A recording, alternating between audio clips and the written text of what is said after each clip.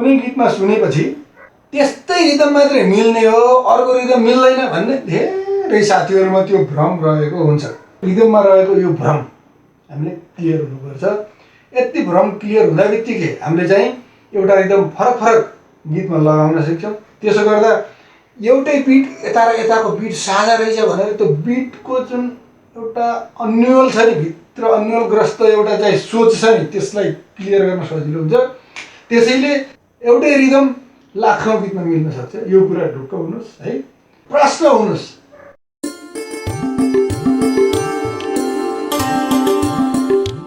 दर्शकवृन्द नमस्कार, यहाँहरूलाई म म्युजिक डिसिमिलर युट्युब च्यानलमा हार्दिक स्वागत गर्दछु। र आज अत्यन्तै रोचक, अत्यन्तै महत्त्वपूर्ण, ठाउँ ठाउँमा ठक्कर लाग्ने, मनमै ठक्कर लागेपछि व्यवहारमा पनि ठक्कर लाग्ने र काम यो हो कि त्यो हो भनेर सधैँभरि कन्फ्युजन भइरहने, त्यस्तो अलमल भइरहने एउटा सङ्गीतको रिदमसँग सम्बन्धित भ्रमसम्बद्ध विषय मैले तपाईँहरूलाई केवल जानकारी गराउँछु। यति जानकारीले पनि तपाईँहरूलाई आफ्नो अभ्यासमा होइन, आफूले गर्ने साङ्गीतिक रियाजमा चाहिँ अत्यन्तै धेरै फाइदा पुर्याउनेछ भन्ने मलाई लागेको छ। धेरै साथीहरूलाई फाइदा पुगेको पनि छ। तपाईँहरूलाई पनि मैले यो आफ्नो अनुभव र आफ्नो भेटघाट, आफ्नो अन्तर्क्रिया सेयर गर्ने अनुमति चाहन्छु। त सुन्नु होला क्रमशः है।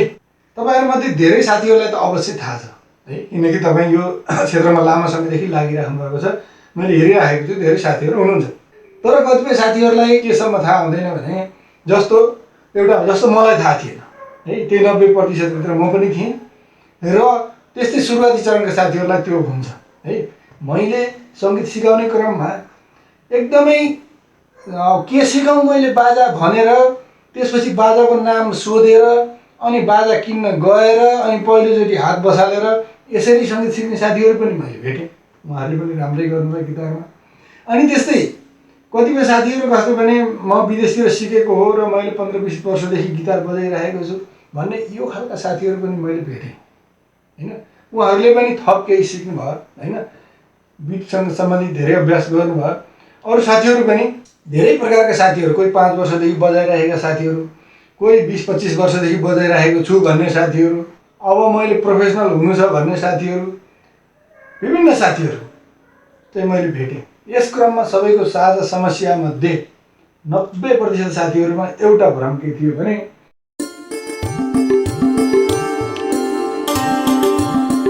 रिदममा एउटा भ्रम के भेटियो भने कुनै एउटै रिदम पनि लाखौँ गीतलाई मिल्छ। यो बारेमा उहाँहरूलाई मैले कन्भिन्स गर्न सुरुमा गाह्रो हुन्थ्यो। अनि उहाँहरूलाई मैले केही उदाहरण के दिन्थेँ भने जस्तो ABCD यस्तै केही गीत छ है, यो गीत छ, यो एकदम ध्यानपूर्वक हेर्नु होला है, ध्यानपूर्वक हेर्नु होला। यो गीत भयो नि, यो गीत बजाउन एउटा प्रोफेसनल गिटारिस्ट, पहिला यहाँबाट म क्लियर हुन्छु, एउटा प्रोफेसनल गिटारिस्ट जीवान है, जीवान भनेर भने मैले एउटा जीवानलाई ल्याइयो भने उहाँले हान्ने गिटार होइन, उहाँले हान्ने जुन रिदम छ नि, त्यो रिदम कुनै छ त होइन, क ख ग एउटा नाम दिनु, यस्तै क ख ग टाइपको केही छ है, यस्तै छ, त्यस्तो साउन्डको छ, त्यो टाइपको छ भने अर्को हामीले फेरि बीमा प्रो 2 लिउँ है त, प्रोफेसनल गिटारिस्ट होइन, प्रोफेसनल गिटारिस्ट 2 लिउँ है। उहाँले अर्कै रिदम हान्नुहुन्छ, ग घ ङ या केही है, क ख क ग केही नाम दिउँ होइन, टिटे आइटे होला, केही हान्नु होला होइन। अब यो र यो रिदम फरक हुन्छ। अर्को हामीले त्यस्तै गरी G3 ल्याइयो भने उहाँले अर्कै रिदम हान्न सक्नुहुन्छ है, उहाँले रिदम 1 हान्नुहुन्छ, उहाँले रिदम 2 हान्नुहुन्छ, उहाँले रिदम 3 हान्न सक्नुहुन्छ, अर्थात् यो रिदम 1 हान्न पनि सक्नुहुन्छ है।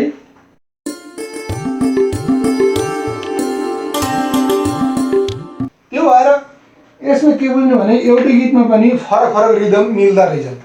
कुनै गीतमा सुनेपछि त्यस्तै रिदम मात्रै मिल्ने हो, अर्को रिदम मिल्दैन भन्ने धेरै साथीहरूमा त्यो भ्रम रहेको हुन्छ। त्यसले गर्दा के हुन्छ भने आफूले जानेको भित्र हृदयमा बसेको एउटा प्याटर्न छ नि, त्यो प्याटर्न चाहिँ मिलाउन सक्ने क्षमता भयो भने धेरै गीतमा आफूले पनि नयाँ रिदम मिलाउन सकिन्छ र अझै काम अगाडि बढाउन सकिन्छ। धेरै साथीहरूलाई के हुन्छ, त्यो मैले लगाएन मिस्टेक हुन्छ होला, यो गलत हुन्छ होला, गलत हुने भए त यहाँ हुन्थ्यो नि होइन। रिदम मिल्ने चाहिँ चाहियो, मैले के भने फेरि याद गर्नुहोस्, मिल्ने चाहिँ चाहियो होइन, बिट मिल्दो चाहियो, त्यो अनुसारको टेम्पो चाहिँ मिल्नु पऱ्यो, त्यो सबैले बजाउँदाखेरि मिलाउनै पर्छ। तर रिदम चाहिँ रिदम 1 ठिक रिदम 2 गलत भन्ने हुन्न नि हैन। रिदम 1 हान्न सक्थ्यो, मानव सिधै प्रोफेसनल गिटारिस्ट 3 लाई बोलाएको त रिदम 3 नै फिट हुन्थ्यो नि त्यो गीतमा रेकर्डिङ गर्ने बेलामा। बुझ्नुभयो नि? यो गीतमा पहिला यो गिटारिस्टलाई बजाएको भए यही नै ठिक हुन्थ्यो, यही ओके हुन्थ्यो नि। अब उहाँहरूलाई छोडेर हामीले बजायो भने अर्कै रिदम हानिएला, त्यो R4 भयो, रिदम नम्बर 4 यो भने त ठिकै त्यो गीतको लागि त्यही भन्ने हुन्न। तर त्यही गीत हामीले चाहिँ कहीँ प्रस्तुत गर्नु छ भने त्यस्तै दिनु ठिक छ। तर हामीले अभ्यास गर्दा अर्थात् हामीले फरक रिदममा पनि प्रस्तुत गर्न सक्छौँ स्टेजमा, केही फरक पर्दैन है। त्यो हिसाबले हामीले के भने यसलाई हामीले यो कुरा चाहिँ बुझ्नु पर्यो, रिदममा रहेको यो भ्रम हामीले क्लियर हुनुपर्छ। यति भ्रम क्लियर हुँदा बित्तिकै हामीले चाहिँ एउटा रिदम फरक गीतमा लगाउन सक्छौँ। त्यसो गर्दा एउटै बिट यता र यताको बिट साझा रहेछ भनेर त्यो बिटको जुन एउटा अन्यल छ नि, भित्र अन्यलग्रस्त एउटा चाहिँ सोच छ नि, त्यसलाई क्लियर गर्न सजिलो हुन्छ। त्यसैले हामीले प्रश्न हुनुहोस्, एउटै रिदम लाखौँ गीतमा मिल्न सक्छ, यो कुरा ढुक्क हुनुहोस् है। मैले यो कुरा भ्रम चिरेँ। यसबाट पनि तपाईँहरू अलिकति आत्मविश्वास बढाएर आफूले कुनै रिदम मिलाउन सक्नुहुन्छ भने त्यही रिदमबाट बुझ्नुहोस् कुनै गीतलाई हैन। बिट चिन्न पनि सजिलो हुन्छ, अनि आफूले बजाएको त्यो रिदमको बिट कुन आफूलाई थाहा हुन्छ, अनि त्यसकै आधारमा पनि धेरै गीतका बिट पत्ता लगाउन सजिलो हुन्छ है। त्यो भएर रिदम फेरेको छ, बिट साझा छ नि त्यहाँभित्रको, त्यो चाहिँ थाहा छैन भने हामीलाई सधैँ समस्या हुन्छ। मैले आज यति नै जानकारी राख्ने प्रयास गरेँ। भिडियो कस्तो लाग्यो? यो भिडियो मन पऱ्यो भने कृपया लाइक गर्न नबिर्सनुहोला र भन्न छुटेका र खोज्न छुटेका महत्त्वपूर्ण समस्यासँग सम्बन्धित भिडियो लिएर आउने यस म्युजिक डिसिमिलर युट्युब च्यानललाई कृपया सब्सक्राइब गर्न नबिर्सनुहोला। यहाँहरूलाई साङ्गीतिक सफलता र उत्तरोत्तर उन्नति प्रगतिको हार्दिक शुभकामना। अर्को भिडियो नआउँदासम्मका लागि मलाई बिदा दिनुहोस्। धन्यवाद, नमस्कार।